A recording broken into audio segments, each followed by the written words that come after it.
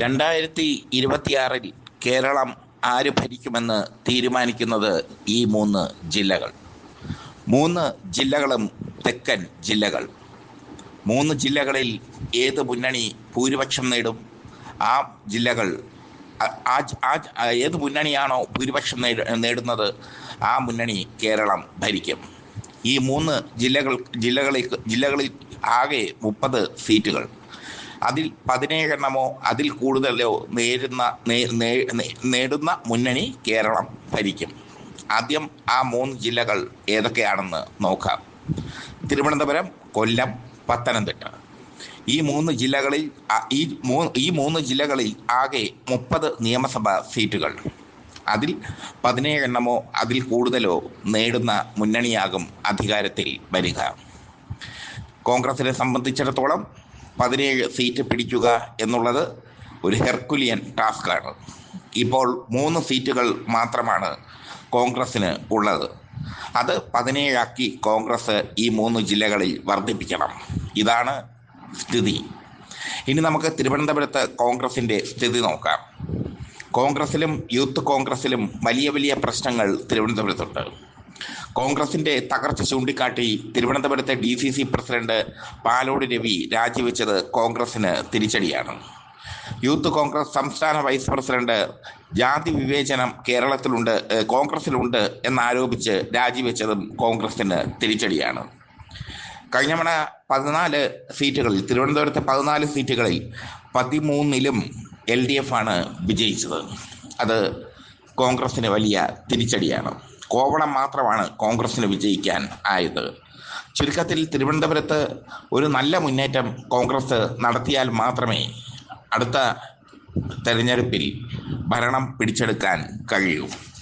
തിരുവനന്തപുരത്ത് കോൺഗ്രസ് ദുർബലമായ സ്ഥിതിക്ക് അത് സാധ്യമാകുമോ എന്ന കാര്യം സംശയമാണ്. ഇനി കൊല്ലമാണ്. കൊല്ലത്ത് 13 നിയമസഭാ മണ്ഡലങ്ങളാണ് ഉള്ളത്.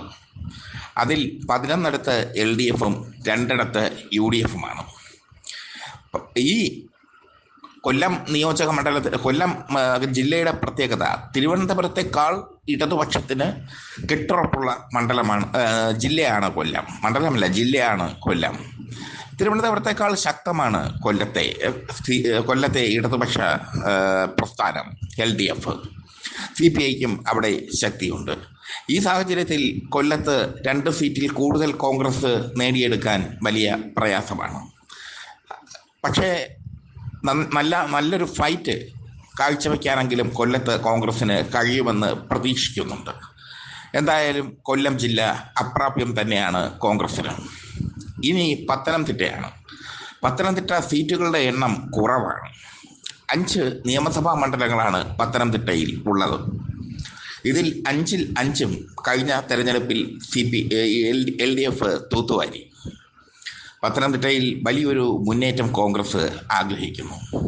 MP ആയ അടൂർ പ്രകാശ് പത്തനംതിട്ടയിലെ തൻ്റെ പഴയ തട്ടകമായ കോന്നിയിൽ നിന്ന് മത്സരിക്കാൻ ആഗ്രഹിക്കുന്നുണ്ട്. പക്ഷേ പാർലമെൻറ്റിലേക്ക് പോയ നേതാക്കൾ മത്സരിക്കേണ്ട എന്നാണ് ഹൈക്കമാൻഡിൻ്റെ നിലപാട്. അതൊന്നും അടൂർ പ്രകാശിനെ സംബന്ധിച്ചിടത്തോളം പ്രശ്നമുള്ള കാര്യമല്ല.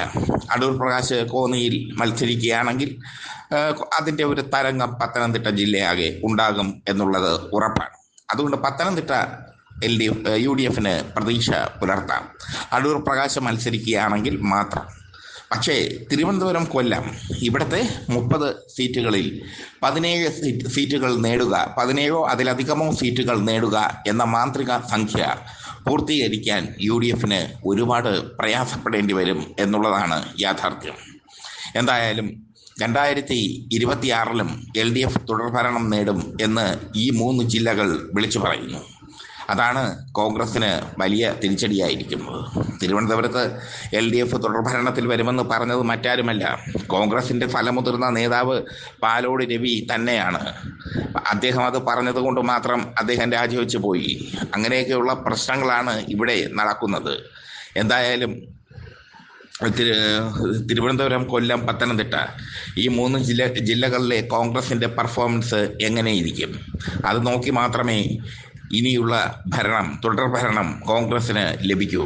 അതുകൊണ്ട് തന്നെ കോൺഗ്രസ് ഇനി ഭരിക്കുമോ ഇല്ലയോ, UDF ഇനി ഭരിക്കുമോ ഇല്ലയോ എന്ന് അറിയാൻ വേണ്ടി പാഴൂർ പടിപ്പര വരെ പോവേണ്ട കാര്യമില്ല. ഈ 3 ജില്ലകളുടെ സ്ഥിതിവിശേഷം നോക്കിയാൽ മതി.